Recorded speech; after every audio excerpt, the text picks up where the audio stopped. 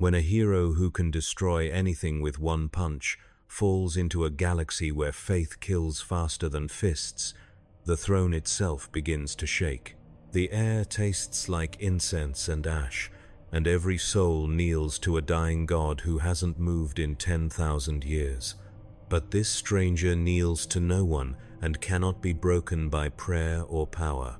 So what happens when absolute strength meets absolute will? The sky above Terra had not known true silence in 10,000 years. The hive spires clawed upward through banks of chemical fog and devotional incense, their Gothic peaks crowned with cathedral bells that tolled the hours of labor and prayer. The planet groaned beneath the weight of uncounted billions, its surface long since devoured by the sprawl of the throne world, every mountain flattened into foundation stone, every ocean drained to cool the forge reactors that fed the Astronomican's unceasing light. Here, beneath layers of armored plating and sanctified stone, the Imperium of Man beat its iron heart. On the 93rd terrace of the Administratum's eastern wing, a junior adept named Hadrian Vosk hunched over a data slate, his augmetic eye flickering through requisition chains for Prometheum shipments to the Segmentum Pacificus. His fingers, stained with ink and machine oil, moved with practiced efficiency. He had performed this task for 11 years. He would perform it until death or madness claimed him. The thought brought neither comfort nor despair. It simply was. The first tremor came at the 19th hour. Hadrian's stylus skittered across the slate. Around him, 300 other adepts looked up from their stations, servitors frozen mid-calculation. The tremor passed. A murmur of confusion rippled through the chamber before discipline reasserted itself. Work resumed. But Hadrian's augmetic registered a data spike in the seismic monitors, a reading that made no sense. The tremor had originated not from below, where the planet's geology churned, but from above, from the sky itself. The second tremor hit with enough force to crack the marble floor.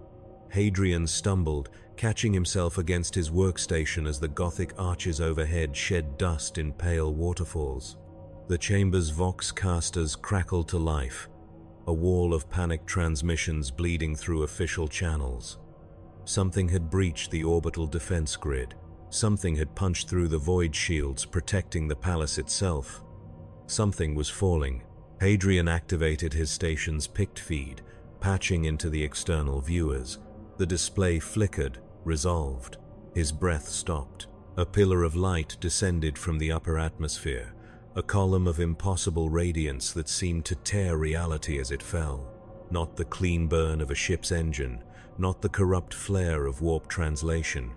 This was something else, something that made his augmetic shriek with static and his organic eye water with involuntary tears. The light struck the palace's outer districts with the force of an extinction event. The shockwave arrived 3 seconds later. Glass exploded inward from every window.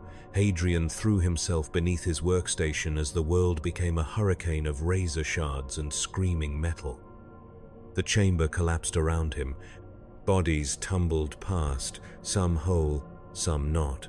His org sight registered thermal blooms, structural failures cascading through 17 adjacent sectors. The air tasted of ozone and something else, something clean and utterly alien to Terra's chemical miasma. When the shaking stopped, Hadrian crawled from the wreckage. His robes were torn, his right shoulder dislocated from impact. Around him, the chamber had become a tomb of twisted steel and broken stone. Emergency lumens flickered, casting everything in stuttering red. He could hear the distant wail of alarm klaxons, the thunder of booted feet as Imperial forces mobilized. He made for the nearest exit, his mind already composing the incident report that would consume his next rotation. But as he emerged onto what had once been a transit platform, now open to the acid sky, he saw the crater. It stretched for kilometers, a perfectly circular wound carved into the palace's outer precincts.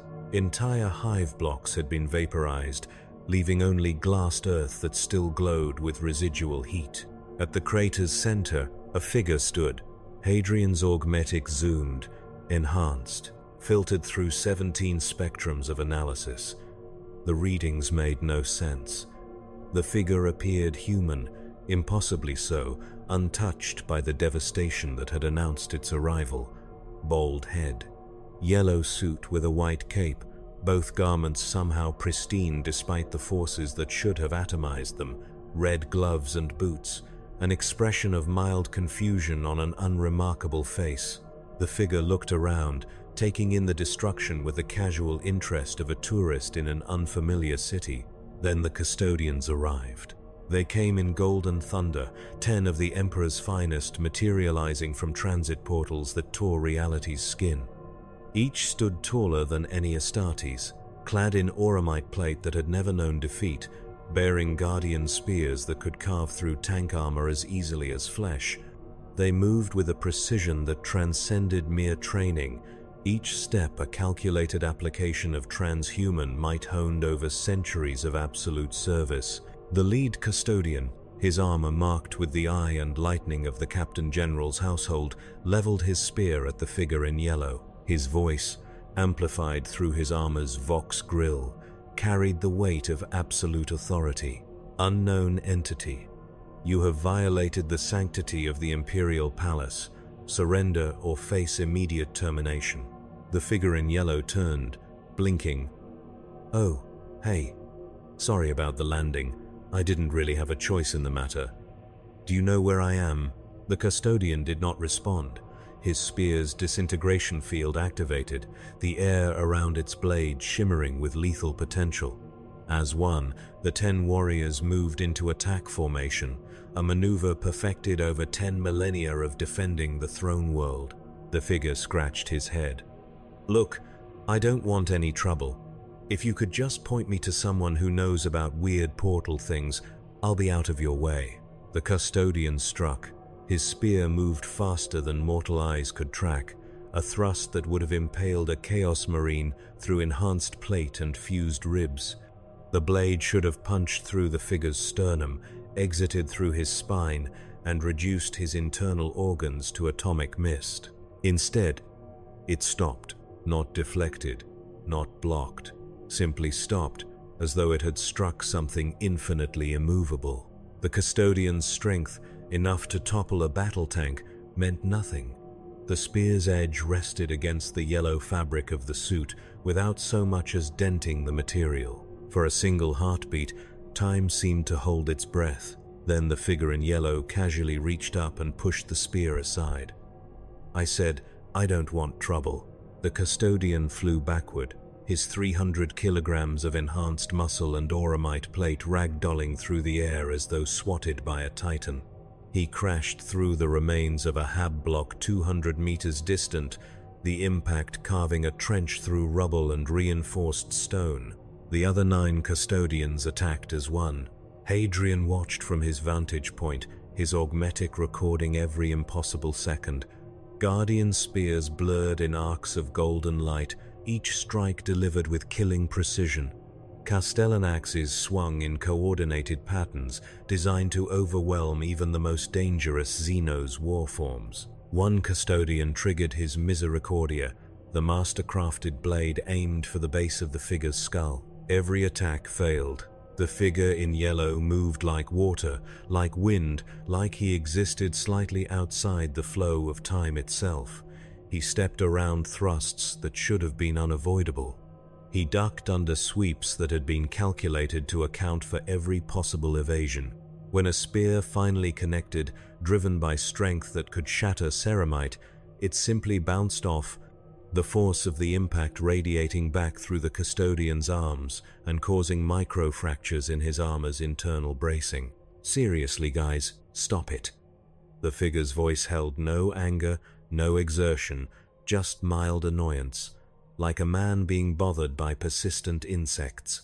A custodian triggered his spear's integrated bolter, firing a 3-round burst at point-blank range. Each bolt was a mass-reactive shell capable of blowing apart a human torso. They struck the figure's chest and detonated. The explosion washed over him like a gentle breeze. Through the smoke, The figure in yellow sighed. Then he raised one gloved hand and flicked his finger. The custodian who had fired simply ceased to exist as a coherent entity. His armor folded like paper, his enhanced skeleton compressed to powder, his centuries of training and loyalty reduced to a wet red smear that painted the ground for 50 meters. The force of the casual motion generated a pressure wave that knocked the other 8 warriors off their feet. Hadrian felt his stomach heave. He had seen death. He had reviewed casualty reports from 1,000 war zones. But this was different. This was a custodian, one of the 10,000, the Emperor's own chosen guardians. And he had been destroyed as casually as a man might crush an ant. The remaining custodians rose, their armor's auto-senses screaming warnings, their tactical networks flooded with contradictory data. They reformed their line, weapons raised, but something had changed. Hadrian could see it even from this distance. The perfect confidence that had defined their movements was gone, replaced by something they had never known: uncertainty. The figure in yellow looked at his gloved hand, then at the spreading stain where the custodian had been. His expression shifted to one of genuine regret. "I told you to stop." Before anyone could respond, the sky split open.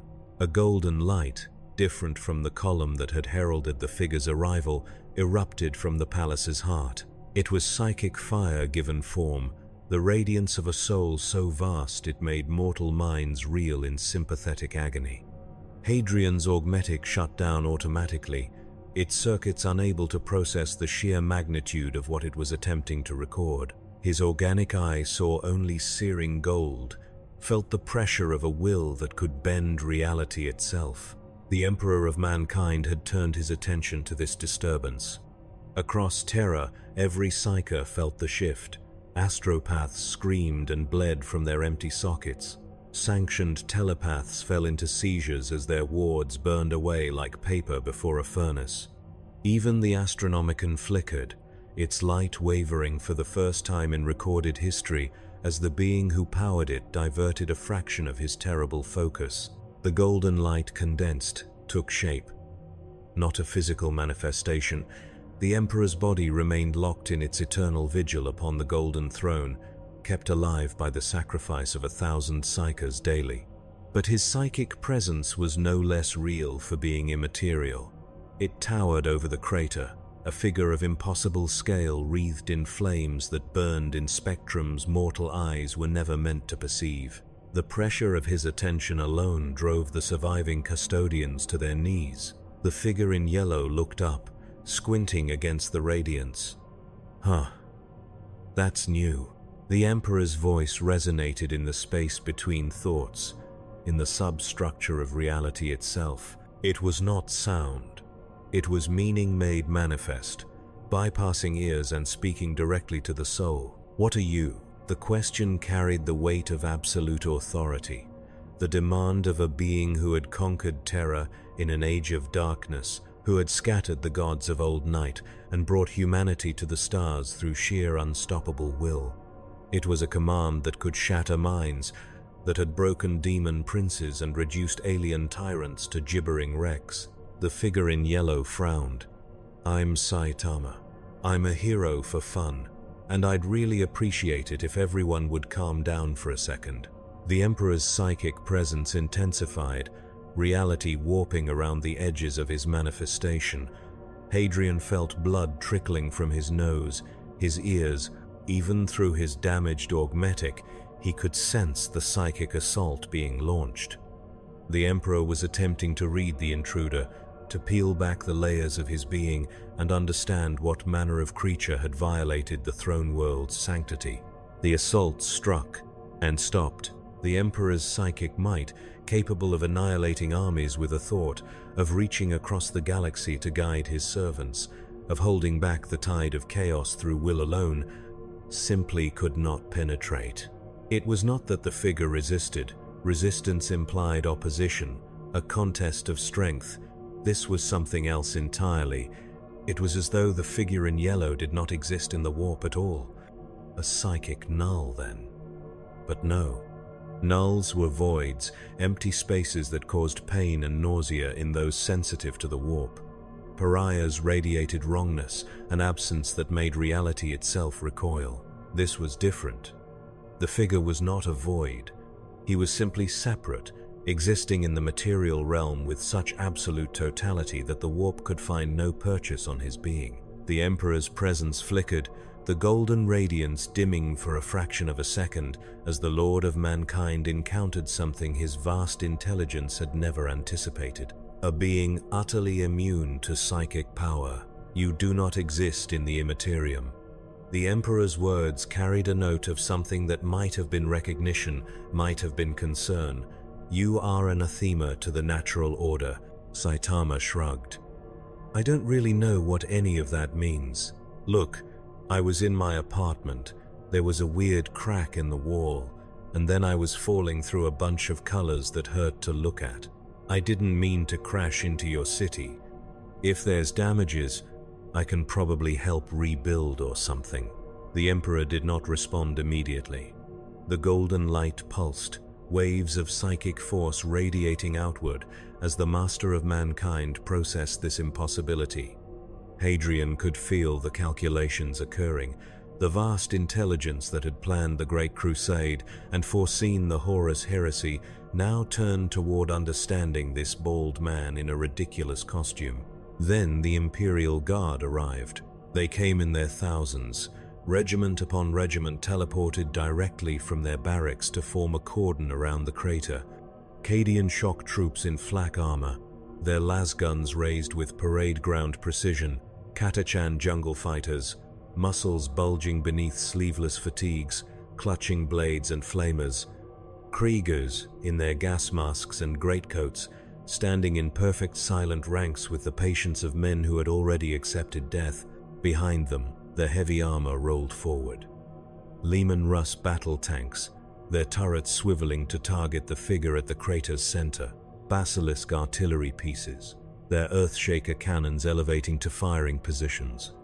A Shadow Sword super heavy tank, its volcano cannon already beginning its charge cycle, enough firepower to level a city block in a single shot. And in the sky, the Valkyries came. Gunships by the hundred, their multi-lasers and rocket pods armed and tracking. Higher up, the darker shapes of Marauder bombers, their payload bays pregnant with enough ordnance to reduce a hive sector to radioactive ash. The noose tightened.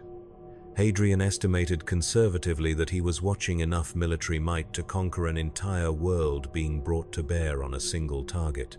A voxcaster crackled to life, amplified across every channel. The voice belonged to a Lord General, his authority backed by 500 years of service and a dozen crusades won in the Emperor's name. Unknown, hostile. You have committed an act of war against the Imperium of Man. You have slain a custodian guard. You are under sentence of death. You will be given one opportunity to surrender. Failure to comply will result in your immediate execution. You have 10 seconds.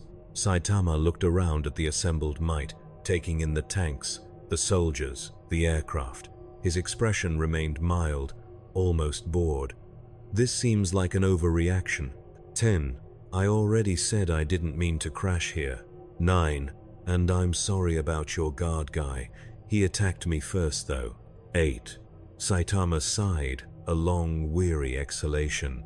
You guys really aren't listening, are you? 7. The Emperor's presence pulsed again, his attention focused entirely on this anomaly. Hadrian could feel the weight of that vast intelligence considering options, running projections, calculating outcomes. The Master of Mankind had faced gods and monsters. He had fought the Citan and the Eldar at their height. He had stared into the eye of terror itself and not flinched. But this bald man in a yellow suit was something new, something that defied categorization. 6. The custodians had reformed their line, the 9 survivors joined now by 30 more, their golden armor forming a wall between the figure and the palace proper. They stood ready to sell their lives, as their order had done for 10,000 years. 5. The figure in yellow closed his eyes, as if accepting some unpleasant inevitability. When he opened them again, his expression had shifted. Not to rage, not to killing intent, to resignation. "Okay," Saitama said quietly, "but remember, you started this. 4, 3, 2. The Lord General's voice carried absolute finality. 1, fire, terror screamed. Every weapon fired at once. Last bolts by the million, a storm of coherent light that turned the air itself to plasma.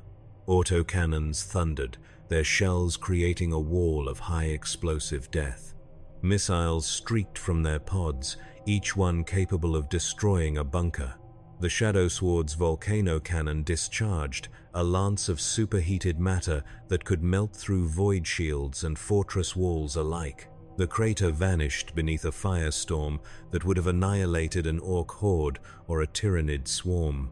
The ground itself liquefied, turned to glass and then vapor by the sheer concentration of firepower. The light was blinding, the heat intense enough that Hadrian felt his skin blister even from kilometers away. The bombardment continued for 30 seconds, enough ordnance to level a hive city, delivered with the precision and discipline that defined the Imperial Guard.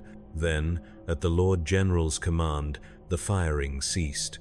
Silence fell, broken only by the tick of cooling barrels and the whine of capacitors recharging.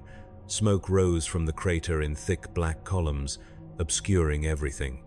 Auspex operators stared at their displays, trying to penetrate the interference to confirm the kill. The Emperor's presence had not diminished. If anything, it had intensified. The smoke cleared. Saitama stood exactly where he had been, completely untouched. The ground around him had been reduced to a glowing lake of molten stone, but the circle where he stood remained intact, as though some invisible barrier had simply refused to acknowledge the firestorm. His cape fluttered slightly in the superheated air. His expression had not changed. "Are you done?" he asked.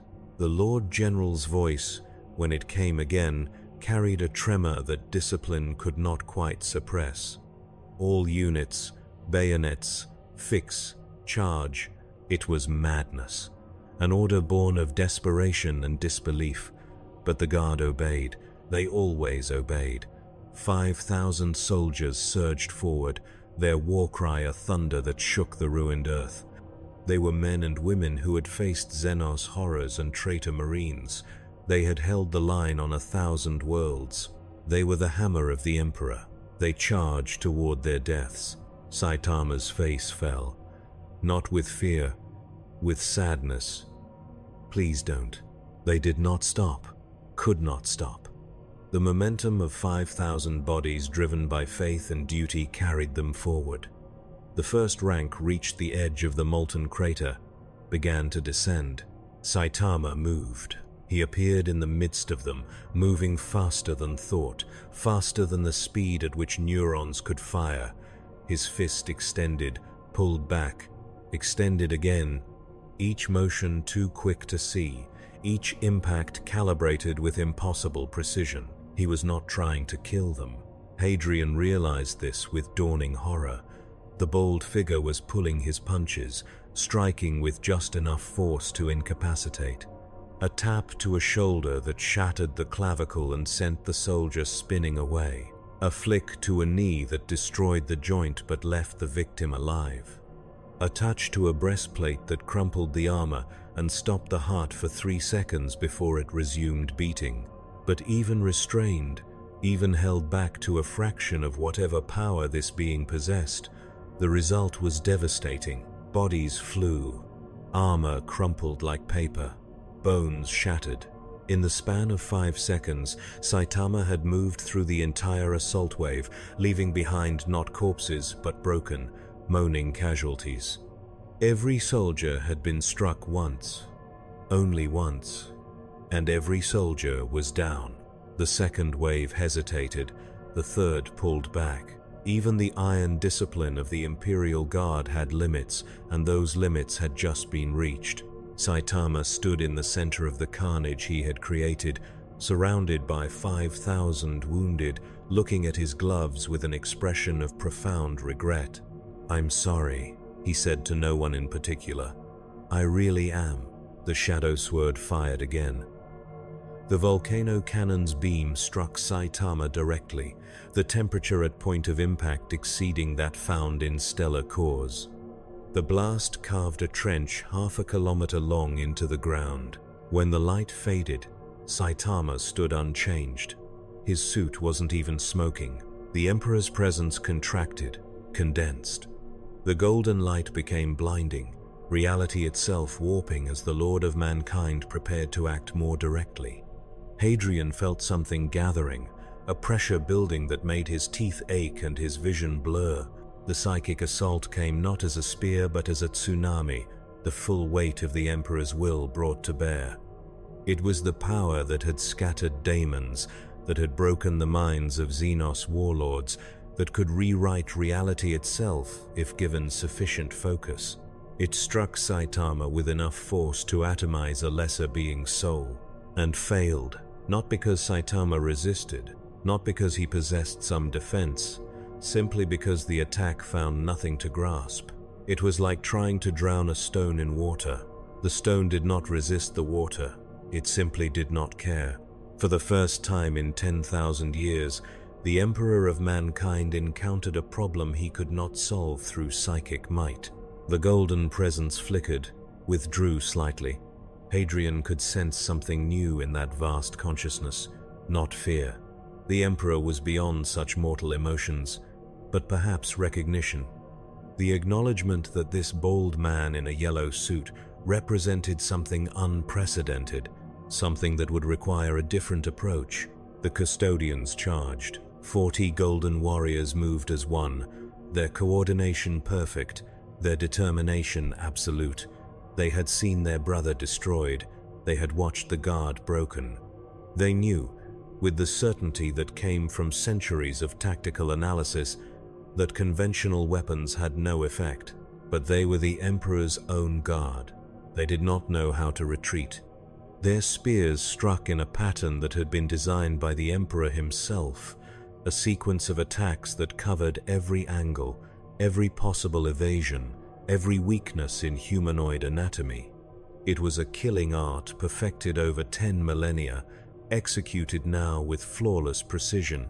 Saitama blocked every strike with his bare hands.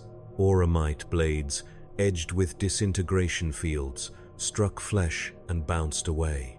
Guardian spears, empowered by technology that dated to the Dark Age, found no purchase.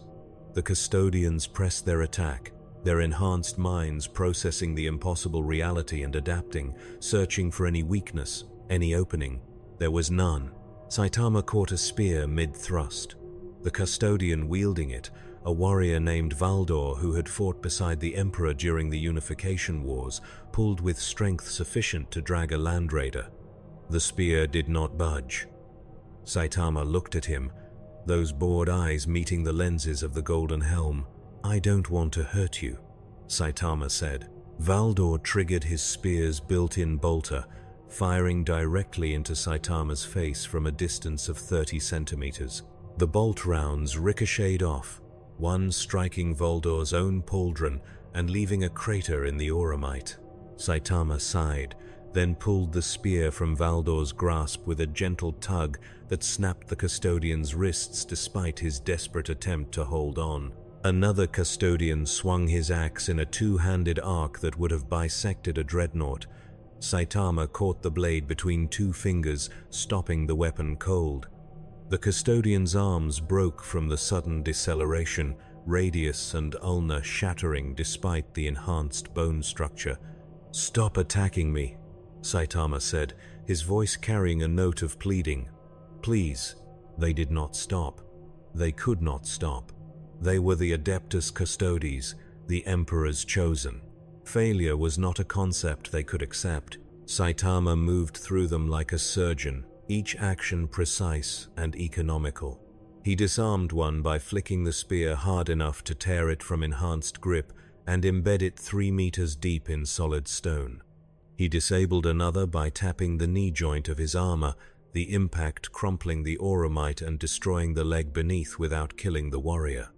A third he stopped by placing a palm on the custodian's chest and simply pushing, the gentle motion sending the warrior flying backward to crash unconscious into a pile of rubble.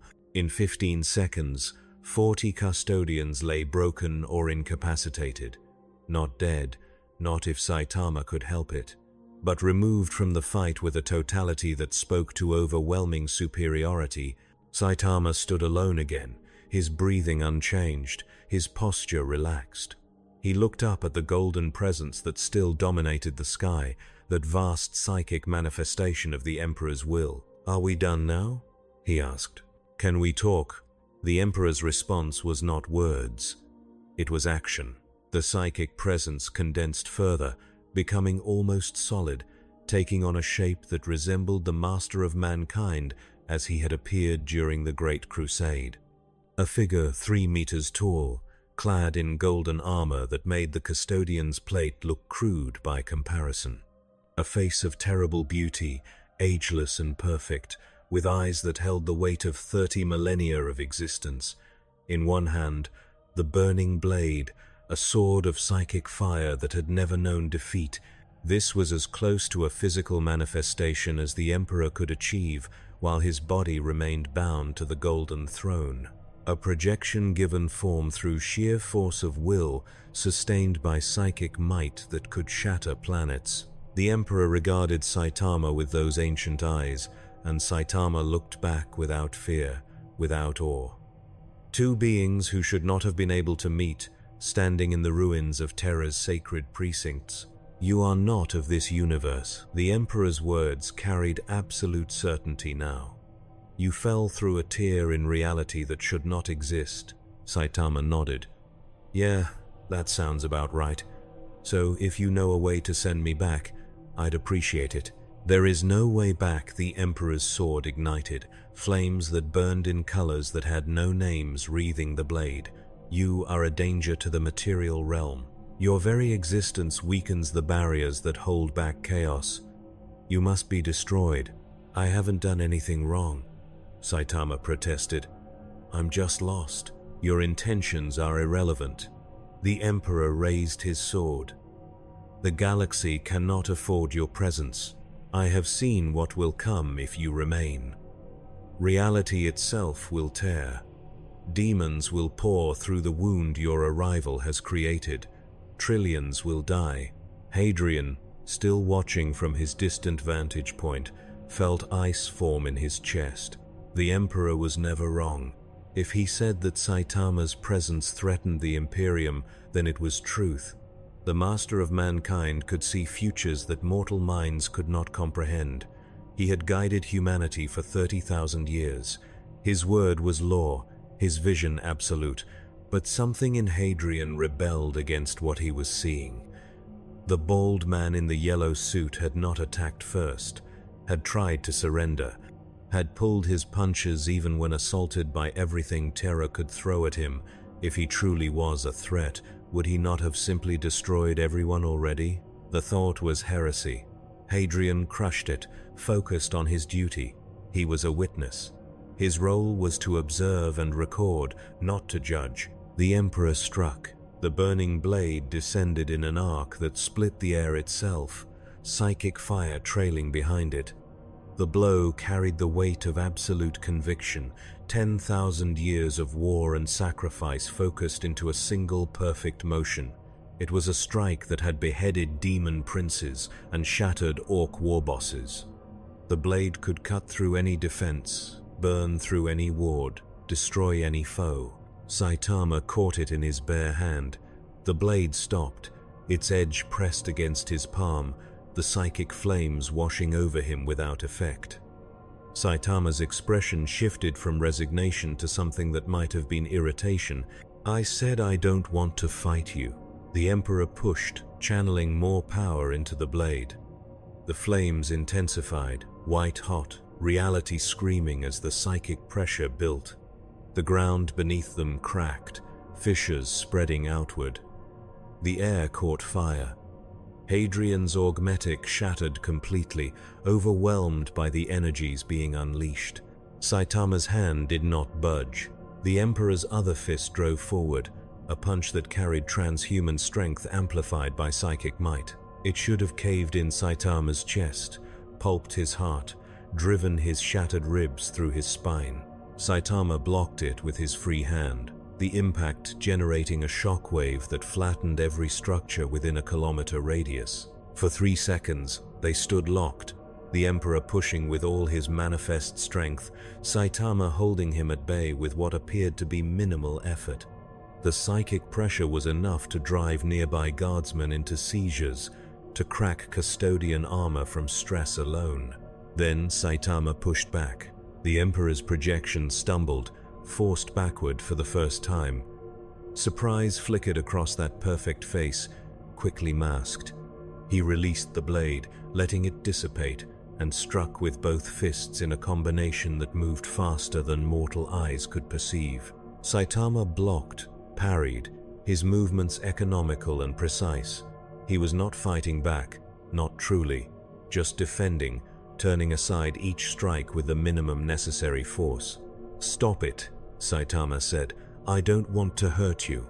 The Emperor's assault intensified. Strikes that could shatter tank armor rained down in combinations that drew upon 30 millennia of martial expertise. Each blow was calculated, delivered with perfect precision, backed by strength that had conquered old Earth and led humanity to the stars. None of them connected cleanly.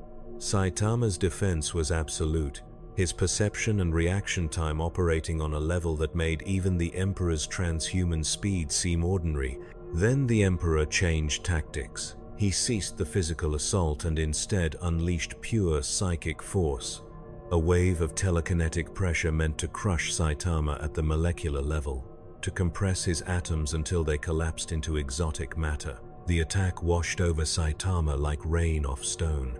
The Emperor tried another approach, attempting to ignite the air in Saitama's lungs, to boil his blood, to stop his heart. Each psychic assault failed to find purchase, slipping away from a being that simply existed too completely in the material realm to be affected by warp-spawned power. Saitama's expression hardened. "I'm asking nicely. Please, stop." The Emperor did not stop. He could not stop. The master of mankind had not endured 10,000 years of suffering, had not sacrificed everything to protect humanity, only to be thwarted by an anomaly.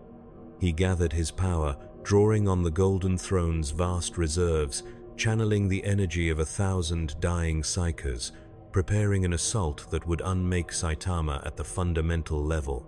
Saitama's fist moved. Not a punch, not yet. A warning. A jab that stopped a millimeter from the Emperor's projection, the displaced air generating a sonic boom that shattered windows across half of Terra. "Last chance," Saitama said quietly.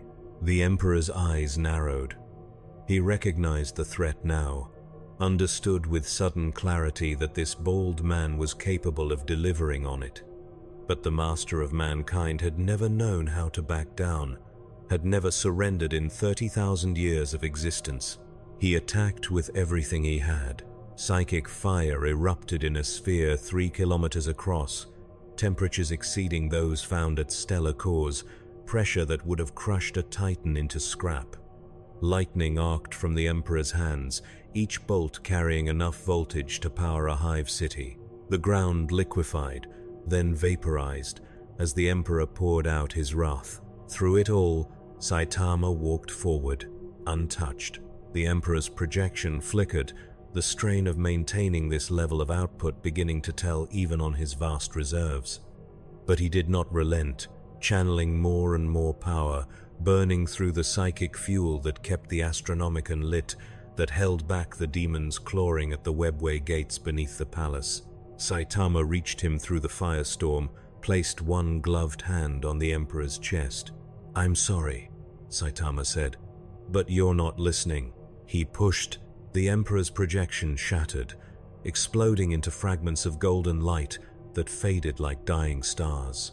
The psychic backlash was catastrophic, a wave of mental anguish that swept across Terra and killed 3,000 astropaths instantly.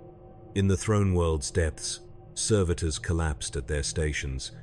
Custodians fell to their knees, clutching their heads. Even the great machines that sustained the Emperor's dying form shuddered and groaned. Saitama stood alone in the crater, his expression one of profound sadness. Around him, terror burned. The sky had gone dark with smoke and ash. The palace's outer districts were ruins, entire sectors reduced to rubble by the forces unleashed during the confrontation. Fires raged unchecked, and from somewhere distant came the sound of collapsing architecture, centuries of imperial grandeur toppling. Hadrian lay among the wreckage of his observation post, his body broken, his mind struggling to process what he had witnessed. The Emperor, the master of mankind, the being who had united terror and conquered the stars, defeated, not killed. Saitama had not struck a killing blow, but the Emperor's projection had been dispersed. His psychic might proven insufficient. For the first time in recorded history, the Emperor had met a foe he could not overcome through strength of will. The implications were staggering, but before Hadrian could fully contemplate them, a new sound reached his ears. The thunder of orbital bombardment, the scream of lance strikes tearing through atmosphere. He forced his head up, his vision swimming, and saw death descending from the heavens. The Imperial Navy had arrived in force. Battleships by the dozen, their broadsides aimed at the planet's surface, their weapons charged and ready. This was firepower meant to shatter continents, to crack worlds. Every gun in the fleet had locked onto Saitama's position. The Lord Admiral's voice boomed across every Vox channel, transmitted across the entire planet. By the authority vested in me by the God Emperor of mankind, I hereby order exterminatus, fire.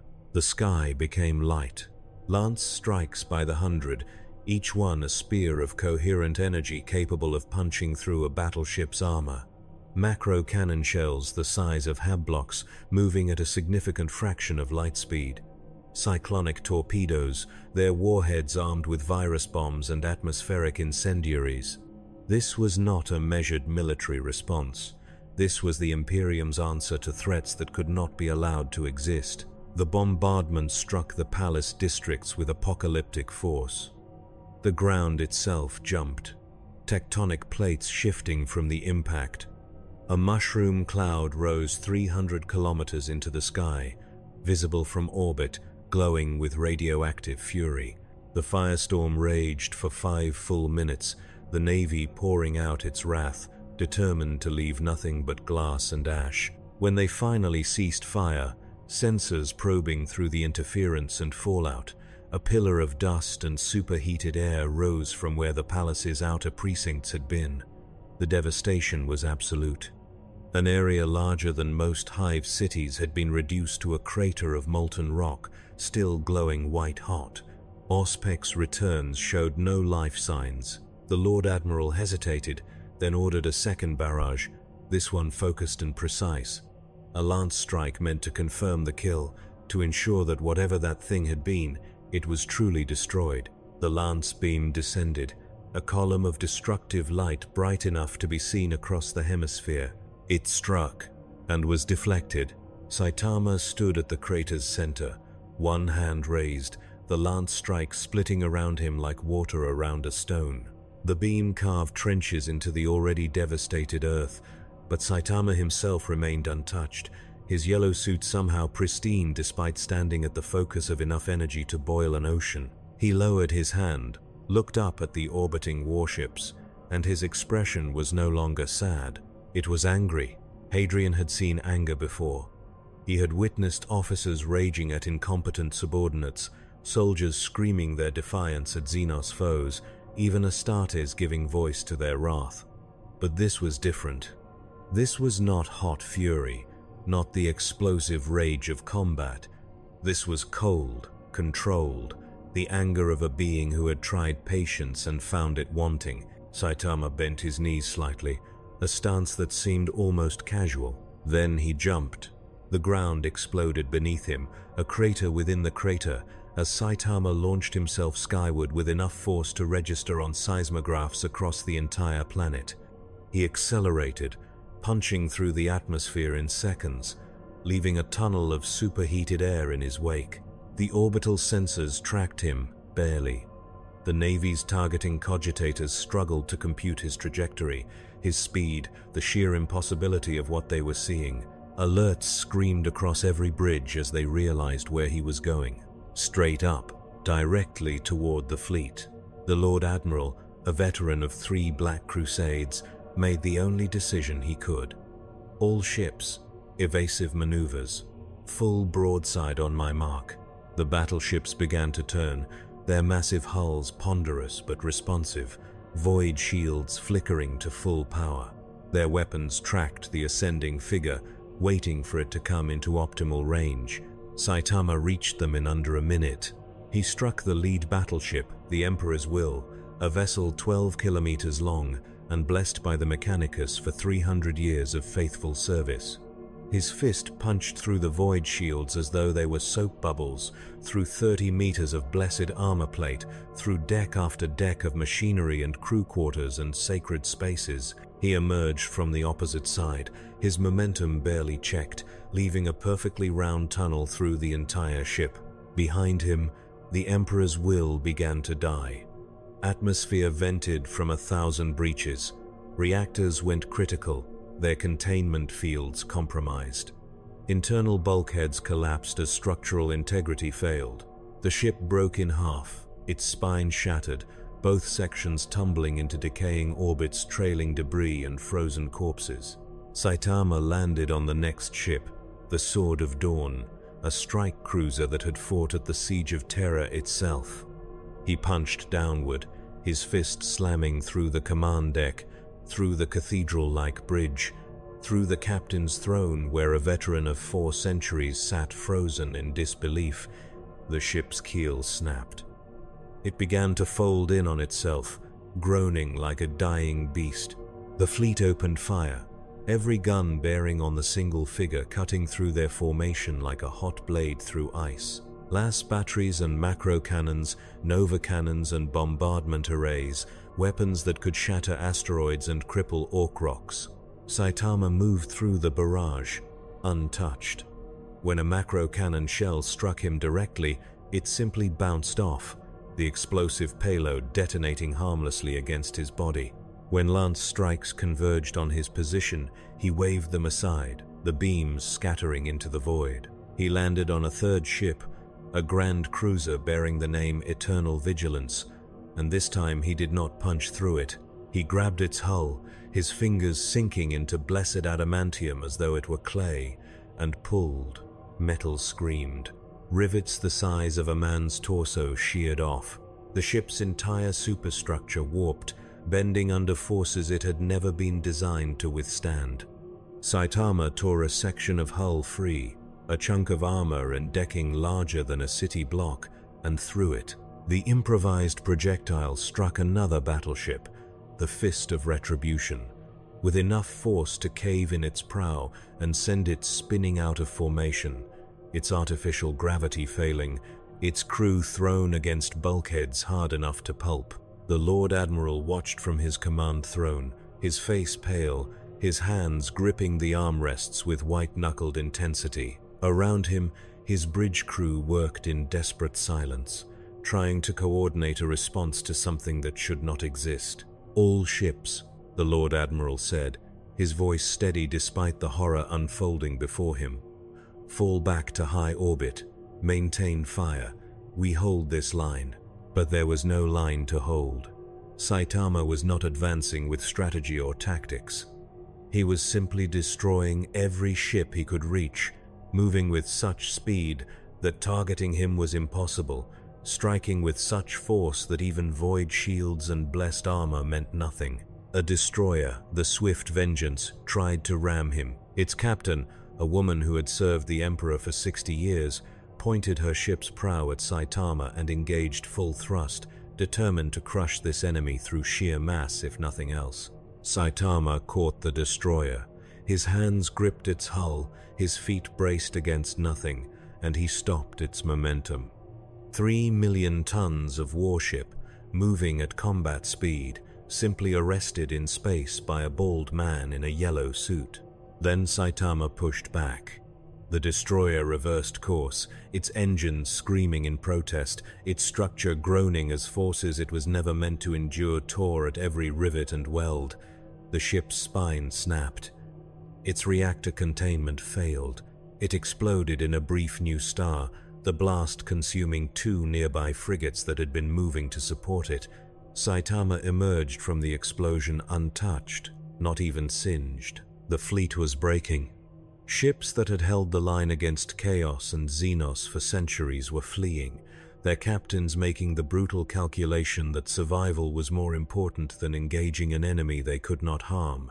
The Lord Admiral watched his formation dissolve, watched centuries of naval tradition and discipline evaporate in the face of absolute futility. He reached for the Vox control, intending to order a full retreat to preserve what remained of his fleet. Saitama appeared in front of his flagship's bridge viewport. The Lord Admiral stared into those bored, ordinary eyes, separated by nothing but 10 centimeters of armored glass. For a moment, they regarded each other, the veteran officer who had commanded fleets in the Emperor's name for a century, and the strange man who had destroyed 15 warships in as many minutes. Saitama raised his fist.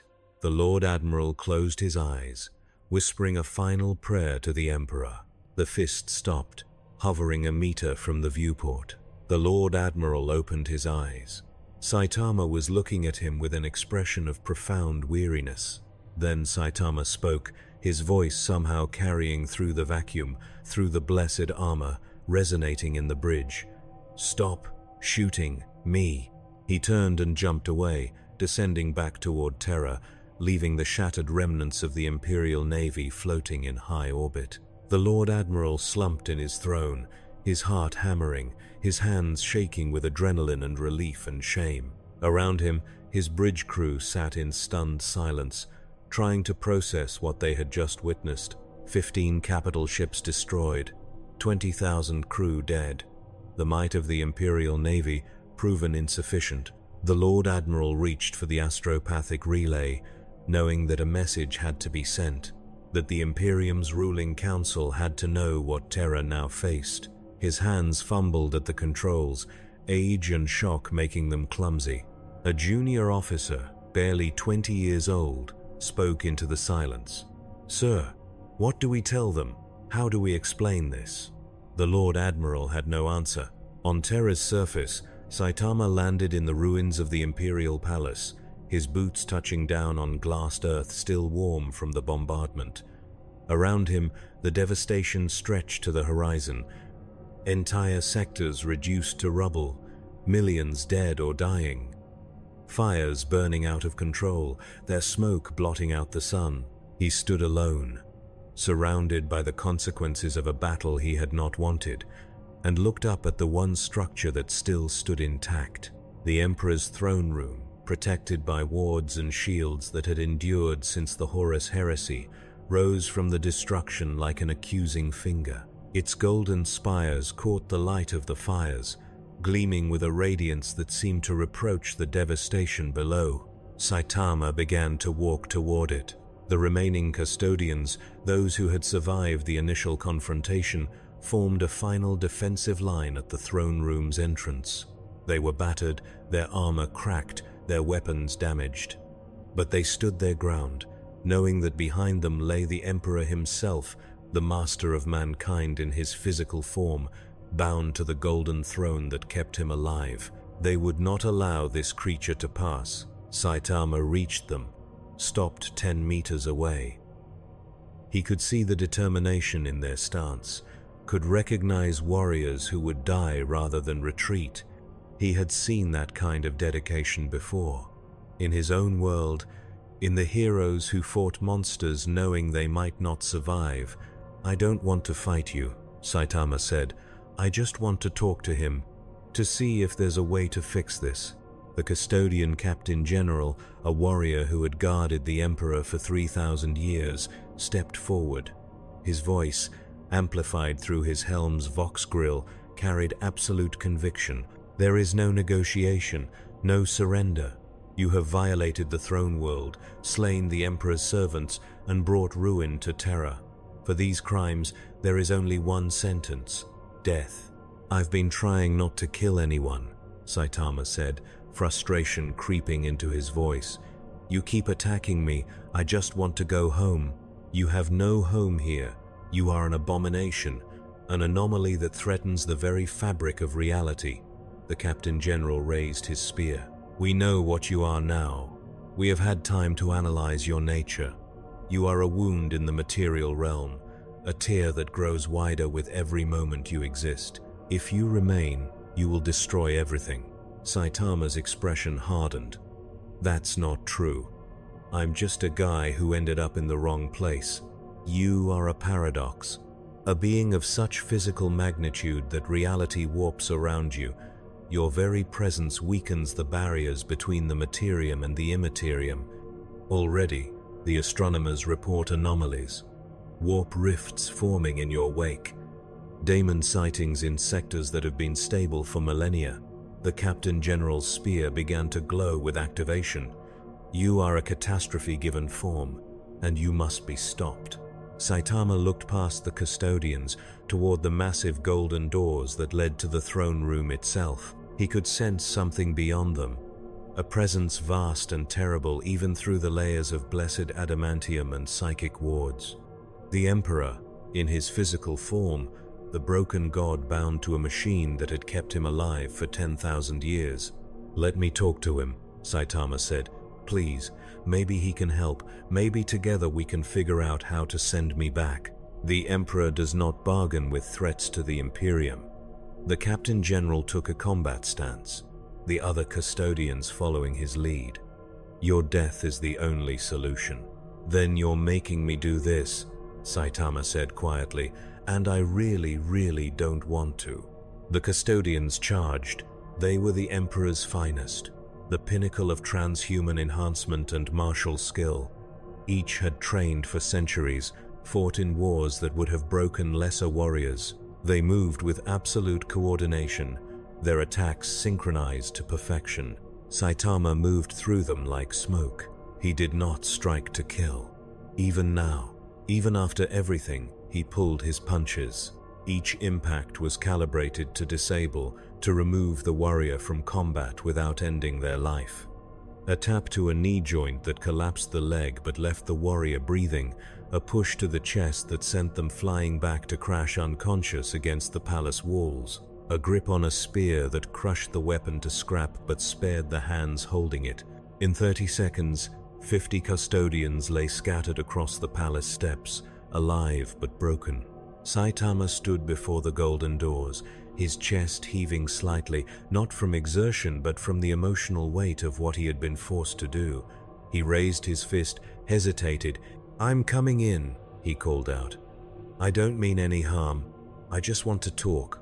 The doors did not open. Saitama sighed, then pushed. The blessed adamantium, each door weighing thousands of tons, anchored by mechanisms that had not failed in 10,000 years, slowly began to move. The ancient hinges groaned, protesting the violation. Warning klaxons blared, servitors throughout the palace scrambling to respond to the breach. The doors swung open. Beyond lay the throne room, a cathedral-like space that stretched away into shadows. And at its center, raised on a dais of gold and surrounded by machines whose function mortal minds could barely comprehend, sat the Emperor of mankind. Saitama stepped inside, his boots echoing on marble floors that had not known a visitor's tread in millennia. He walked forward slowly, taking in the sight before him. The Emperor, in his physical form, was nothing like the majestic projection that had fought Saitama earlier.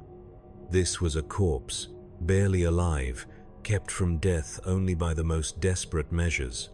His body was skeletal, flesh withered and pale, stretched over bones that seemed too fragile to support even their minimal weight. Tubes and cables pierced his skin at 1,000 points, feeding him nutrients, draining away waste, channeling the psychic energy of dying psychers to sustain what remained of his life. The golden throne itself was massive, a construct of technology and sorcery that had been built to allow the Emperor to guide humanity from the webway. But the webway gate had been broken during the Horus heresy, and now the throne served only to keep the Emperor from dying, to maintain his psychic presence while his body rotted.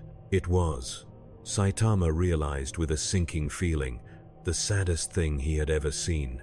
He approached the dais, stopped a respectful distance away. The Emperor's eyes, sunken in their sockets, opened. They still held that terrible intelligence, that vast awareness that had guided humanity for 30,000 years. But they also held pain, suffering that had endured for 10 millennia without relief. Saitama bowed slightly, an instinctive gesture of respect toward suffering. "I'm sorry," he said. "I'm sorry for all of this. I didn't mean for any of it to happen." The Emperor's voice, when it came, was not the thunderous psychic pronouncement from before. It was a whisper, forced through a throat that had not known water in centuries, speaking aloud for the first time in 10,000 years. "Why? Do you apologize?" The effort of speech clearly cost him. Machines around the throne screamed warnings, servitors rushing to adjust nutrient flows and psychic dampeners. But the Emperor ignored them. His attention focused entirely on the bald man in the yellow suit. "Because I hurt your people," Saitama said. "Because I wrecked your city. Because I didn't listen when they tried to explain." He paused. "And because you're in pain, and I hate seeing people in pain."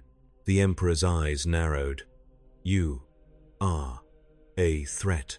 Your captain said that, about reality tearing or something." Saitama shook his head.